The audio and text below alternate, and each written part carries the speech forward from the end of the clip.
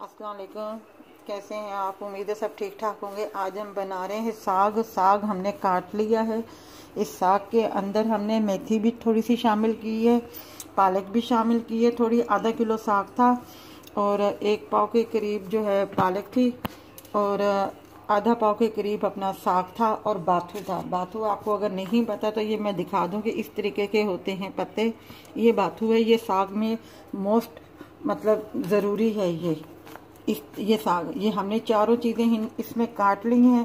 अब हम इसे अच्छी तरीके से धो के वॉश करके फिर इसे चढ़ा देंगे पानी में डाल के। फिर आपको बता दें, ये पानी हमने चढ़ा दिया और ये पालक, ये साग हमने धो दिया है। अब जो साग है हम इसमें डालेंगे और इस साग के साथ जो है ये हमने ली है कितनी 4 5 6 7 8 9 10 11 12 13 हरी मिर्चें ली हैं जो हम इसके साथ ही डाल देंगे। बस कम से कम आधा पौना घंटा ये पकेगा इसी पानी में। इसका पानी आस्ता आस्ता कम होगा और ये साग गल जाएगा। फिर उसके बाद हम इसके जब घुटावा लगाएंगे तब आपको ये देखें हमारा कितना पानी रह गया। हमने इतना अपना पानी डाला था, अब हमारा इतना पानी रह गया है। अब हम इसे बंद करके चूल्हे की आग और इसे नितार लेंगे जरा। ये देखें हमने पानी इसका नितार लिया है। अब इसे हम थोड़ा थोड़ा करके जो है इसको पीसेंगे। इसी तरीके से हम बारीक करेंगे। आप चाहें तो ब्लेंडर में भी कर सकते हैं, मगर ब्लेंडर में बिल्कुल बारीक ना कीजिएगा, ठीक है? क्योंकि बारीक साग का बिल्कुल मज़ा नहीं आता। और हमने आपको बताया था कि हमने क्या क्या इसमें डाले हैं। आधा किलो साग लिया था, 1 पाव पालक ली थी, थोड़ी सी मेथी ली थी और थोड़ा सा बाथू लिया था। बाथू भी मैंने आपको दिखा दिया था कि ये वाला होता है। और हरी मिर्चें भी मैंने आपको बता दी थी, 14-15 मैंने डाली हैं। इसको अब बिल्कुल थोड़ा सा बारीक करना है। ये देखिए हमने साग पीस लिया है।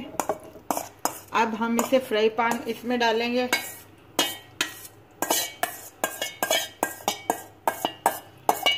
सारा हम इसमें डालेंगे। हमने नमक नहीं डाला था, अब हम नमक भी शामिल करेंगे इसमें।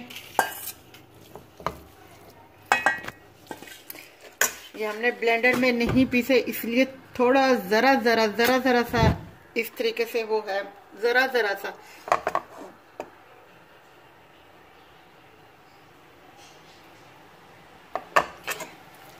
अगर ब्लेंडर में पीसते तो बिल्कुल ये ऐसे बन जाता, बिल्कुल चटनी की तरह बन जाता। और हमने मीडियम आग रखी हुई है। अब हम इसे थोड़ा सा भूनेंगे।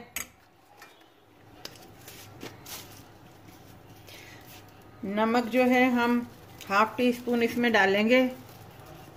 फिर देख लेंगे कि नमक मतलब कम है या ज्यादा तो खैर हो नहीं सकता, कम ही हो सकता है, क्योंकि हमने इसमें हरी मिर्चें डाली हुई हैं, वो भी साथ में पिस गई हैं।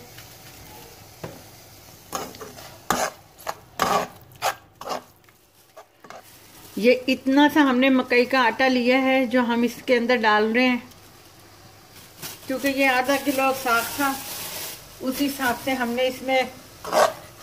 अब इसको देखिए हमारा साग तैयार हो गया, बिल्कुल खुश्क हो गया। जो इसमें जरा सा पानी था वो भी देख लें खत्म हो गया है बिल्कुल।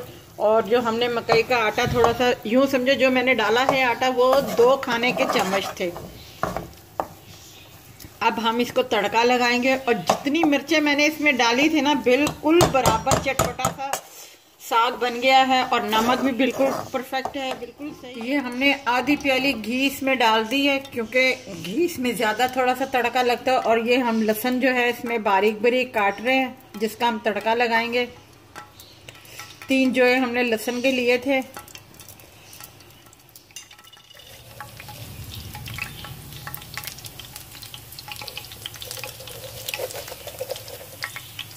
और ये 4 दाने हमने लाल मिर्ची की डाल दी है, गोल वाली लाल मिर्ची। और ये जरा सा 1/4 टीस्पून हमने जीरा डाल दिया इसमें। घी हमने देसी लिया है, क्योंकि देसी आइटम मतलब देसी खाना है तो देसी चीज होनी चाहिए। ये अब हम तड़का हमारा हो गया है, अब हम ये साग के ऊपर डाल रहे हैं।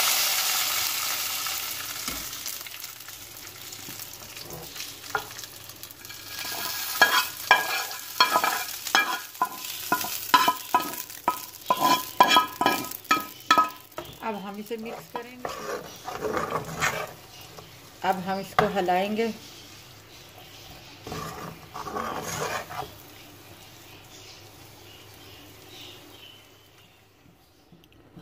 ये देखें हमारा सरसों का साग तैयार है, और ये साथ में हमने मकई की रोटी बनाई है। मक्खन अभी मैंने निकालना था, नहीं तो मक्खन भी मैं आपको निकाल के रख देती, दिखा देती, जो बड़ा मज़े का लगता है। सब देसी घी के अंदर बना हुआ है। आप ज़रूर बनाइएगा, ज़रूर ट्राई कीजिएगा। जितने मैंने हरी मिर्चें इसमें डाली हैं बिल्कुल सही हैं। अगर आप इससे भी तीखा खाना चाहते हैं तो इससे ज़्यादा मिर्चें डाल सकते हैं। नमक हस्बे जायका है। हमारे चैनल को सब्सक्राइब कीजिएगा, लाइक कीजिएगा, शेयर कीजिएगा। अगर आपको पसंद आए तो अपना ख्याल रखिएगा। अल्लाह।